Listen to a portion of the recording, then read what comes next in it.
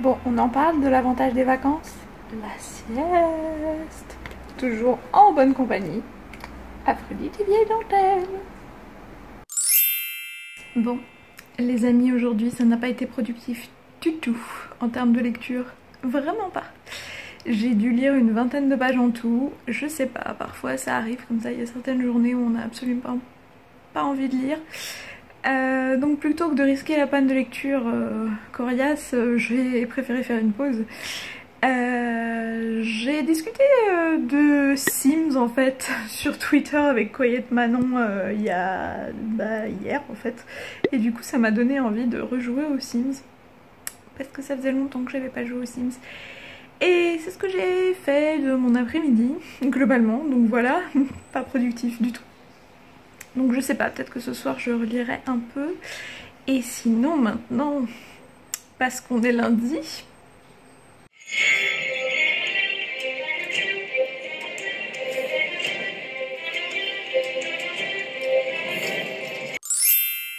bon, et bien j'ai enfin fini Aphrodite et vieille dentelle de cet auteur au nom imprononçable K. Brinks Holmqvist, youpi, aux éditions J'ai lu. C'est une bonne lecture, assez marrante, encore une histoire de petite vieille. Bon, je vous ai déjà raconté l'histoire plusieurs fois, voilà, qui vont assister à une scène un peu, hors du commun, un chat qui va avoir des pulsions sexuelles parce qu'il aura mangé le terreau des plantes du voisin, et parce qu'elles ont besoin de se refaire faire des cabinets à l'intérieur de leur maison, elles vont se dire tiens, et si on faisait un trafic de Viagra pour financer nos toilettes. Voilà, bref. Tout ça pour dire que c'était voilà, assez humoristique, vraiment décalé. Ça fait 280 pages, un truc comme ça, donc non, une très très bonne lecture. Et je pense parfaite pour l'été, si vous voulez vous changer les idées, pardon, et avoir une petite lecture de plage bien sympathique. Coucou YouTube, il fallait que je vous partage ça. Je suis donc en vacances chez ma maman et elle m'a montré une de ses petites perles au livre de poche, à savoir le tout premier livre de poche jamais paru, puisqu'il s'agit bien du numéro 1. Voilà, le numéro 1 qui est bien figuré donc sur le dos du livre, et il s'agissait de Königsmarck par Pierre Benoît. Alors c'est pas la toute première version, c'est une réédition qui date malgré tout de 1970, puisqu'on regarde donc à la fin, la toute première version date de 52 et celle-ci date de 70. C'est quand même sacrément vieux, et donc sacrément collector. Voilà, c'était la petite trouvaille des fresques du jour. Bon les gens, il y a une petite situation un peu cocasse qui vient d'arriver. Je vous montre pas ma tête parce que à ma voix vous pouvez comprendre que je n'ai bougé, parce que qui c'est qui a trouvé moyen de tomber malade alors qu'il fait plus de 45 degrés dehors. Voilà. Donc les mouchoirs et le sac poubelle avec les mouchoirs sont ma principale compagnie, avec du thé bien chaud et du miel. Youpi, c'est génial. Et je suis tellement crevée que j'ai du mal à lire. Donc c'est la loose. Bon, et sinon je ne vous ai pas parlé de ma lecture en cours du moment. C'est pas un peu redondant comme ça? Bref, voilà, je suis vraiment malade. Je suis en cours de lecture du Gang des rêves de Luca Di Fulvio. J'en suis à 23% d'un bouquin qui est assez énormissime, puisqu'il fait 600-700 pages il me semble. Il est tout juste sorti chez Pocket, donc si ça vous intéresse, franchement foncez, parce que c'est vraiment génial. Ça me rappelle beaucoup Mascarade de Ray Célestin, voilà, j'ai vraiment le cerveau ralenti. Ça se passe à New York dans les années 1910-1920. C'est l'histoire, voilà, d'une jeune italienne qui a émigré d'Italie pour essayer de vivre le rêve américain. Elle avait un petit garçon, un petit bâtard en fait, et donc du coup on va suivre alternativement le destin de cette fille qui arrive en 1910 et le destin de ce petit garçon une fois qu'il aura 10-12 ans, 10-12 ans plus tard. Donc voilà, j'aime vraiment beaucoup, c'est assez humoristique par certains moments, et sinon j'avance et je suis toujours en bonne compagnie comme d'habitude de Monsieur Poilu qui dort sur une pile de chaises. Tout à l'heure il était dans une position particulièrement charmante. Je vous insère une petite capture d'écran tout de suite. J'adore, j'adore. En mode je dors comme un écureuil. Oui? Tu as quelque chose à dire à la caméra? Non. Non. Fous-moi la paix et laisse-moi dormir. Ok? D'accord. Hey! Donc aujourd'hui j'ai quasiment pas lu.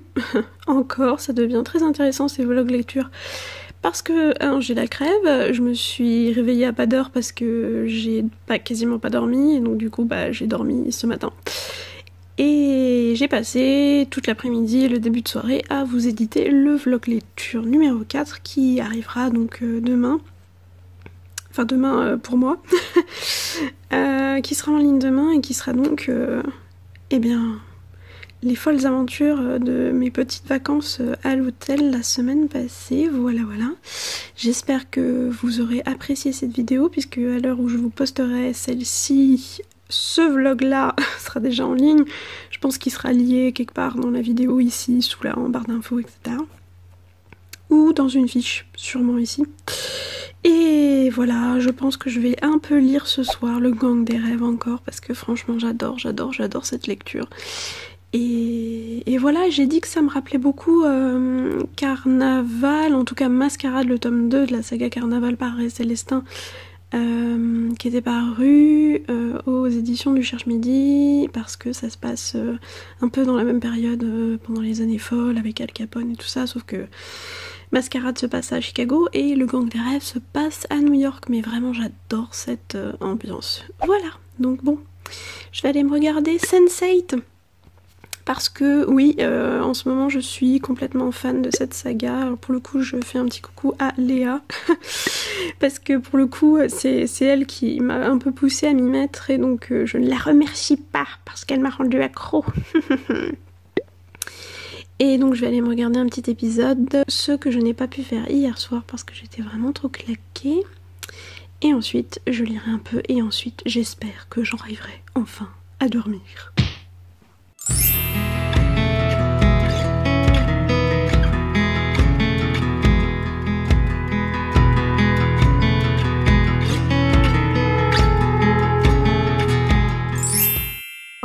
Oui? Bah oui. Pourquoi s'embêter? Autant dormir sur le mur du jardin, hein? En vrai. Tranquillou. Bon, les enfants, il est temps de rétablir la vérité. J'ai la crève depuis plusieurs jours, depuis le week-end dernier d'ailleurs. Et j'ai quasiment pas lu pendant tout ce temps. Voilà. Mais c'est pas uniquement à cause de la crève. C'est aussi parce que je me suis prise d'une frénésie d'un jeu mythique. Jamais j'aurais cru que je pourrais rejouer à ce jeu-là et en redevenir accro.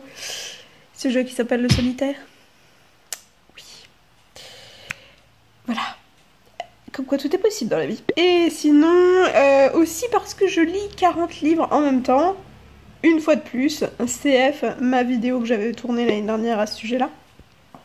Donc je suis toujours dans Le Gang des Rêves de Luca Di Fulvio aux éditions Pocket. J'ai presque atteint la moitié du bouquin. Donc ça c'est plutôt cool. Et c'est toujours aussi génial, mais c'est juste que c'est un livre énorme. Donc ça met du temps à lire. Voilà. Sinon, je suis toujours dans Follow Me de Florana, que j'ai un peu mis en pause en ce moment parce que, je sais pas, j'étais pas trop dans le mood pour lire de la romance. Donc j'en suis à peu près toujours au même point, je pense que j'en suis à 40%, un truc comme ça. Et j'ai commencé un nouveau livre, parce que oui, forcément tu n'avances pas dans tes autres livres, mais commence-en un troisième, tant qu'à faire. Qui s'appelle La Maison Bleue Horizon.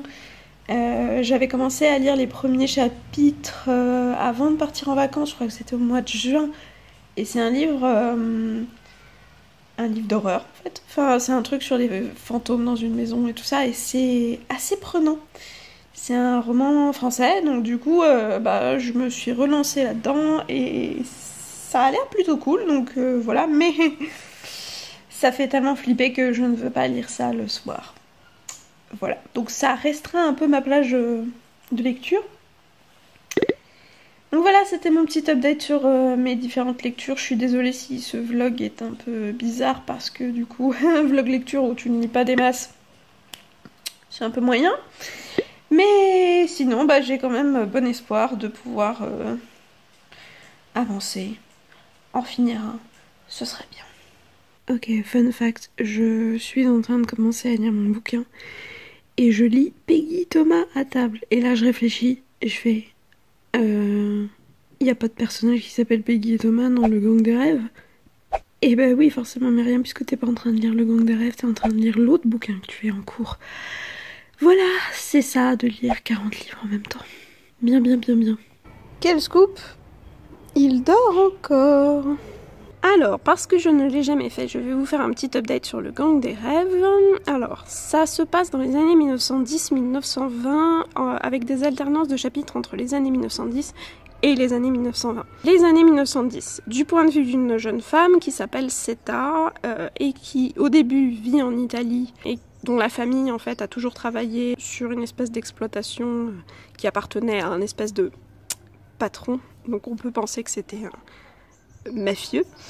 Et un jour, Seta va se faire violer par l'un des amis du patron.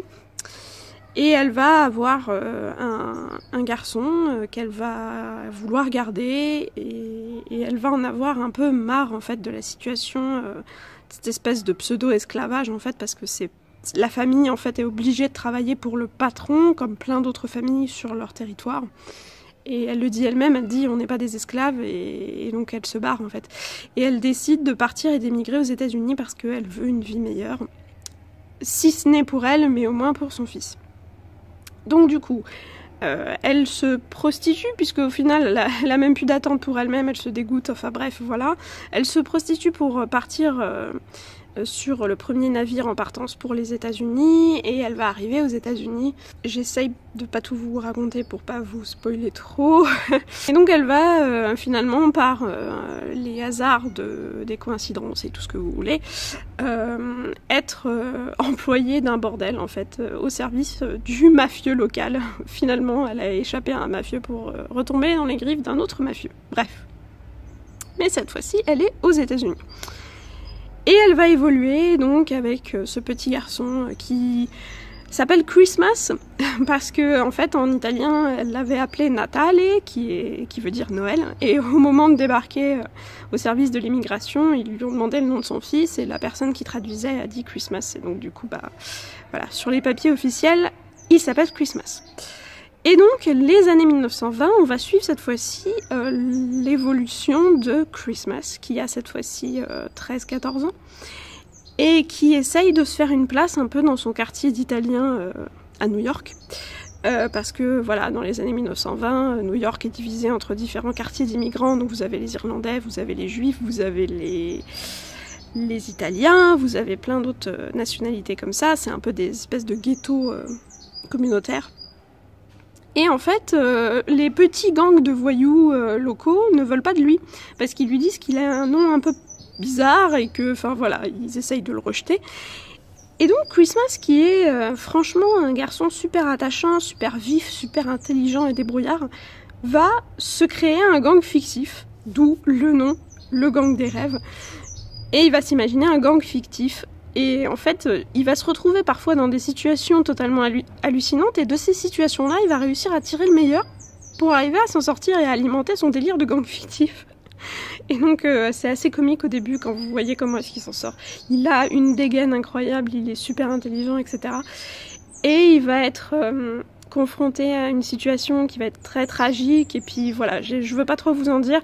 Tout ce que je veux vous dire, c'est que ce bouquin est tellement bien écrit, parce qu'en fait, plus l'histoire avance, plus vous allez voir les années 1910, donc le destin de cette mère qui arrive à New York avec son petit bébé, et entre-temps, dans les années 1920, ce que ce bébé avec Christmas donc est devenu, quand il a grandi, ces deux destins vont finir par se rejoindre. Vous allez comprendre en fait ce qu'il y a entre les deux. Et c'est super bien écrit, et voilà, enfin j'espère que j'en ai parlé suffisamment correctement pour que vous ayez compris et pour que ça vous a donné envie. Voilà, donc j'en suis à 38%, j'avance doucement parce qu'il est vraiment très très énorme, je crois qu'il fait près de 700 pages en version poche. Donc voilà, mais sinon j'aime vraiment, vraiment, vraiment beaucoup. Hello, j'espère que vous allez bien. Aujourd'hui du coup je reviens pour vous parler de mon autre lecture en cours qui s'intitule donc La Maison Bleue Horizon de Jean-Marc Desnos aux éditions Tornada. C'est un éditeur indépendant. C'est un bouquin qui m'attirait beaucoup quand on m'en a parlé. Et au début je l'ai pas accepté tout de suite parce que j'avais beaucoup de choses à lire et parce que voilà, j'avais pas envie de m'engager si je pouvais pas le lire assez rapidement. Vous avez pu voir la débâcle du book haul, enfin bon bref, passons. Mais on m'en avait envoyé un extrait. Et en fait l'extrait arrêtait pas de tourner dans ma tête et de me dire mais punaise, mais ça a l'air d'être un tellement bon livre. Du coup j'ai fini par accepter de le lire. Et pour l'instant j'aime beaucoup, j'en suis à 30%. Et c'est une histoire fantastique, mais en même temps très réaliste. Ça se passe dans les années 85, il me semble, dans la Somme, un petit peu après le réveillon du jour de l'an. Une femme avec ses 2 enfants et la domestique qui vit avec eux dans leur grande maison vont être un peu bloqués dans leur maison avec ce qui s'apparente à des fantômes. Et en fait, elle va appeler un chasseur de fantômes, mais vraiment quelqu'un de très cartésien, enfin vous imaginez pas du tout le truc kitsch, le type SOS fantôme, etc. Ça m'a beaucoup fait penser aux vidéos, je sais pas si elles sont adaptées en France, mais de chasseurs de fantômes, des séries télé qui sont pas des fictions, mais qui sont vraiment des documentaires en fait, de gens qui partent pour essayer d'expliquer des phénomènes paranormaux avérés un peu partout dans le monde.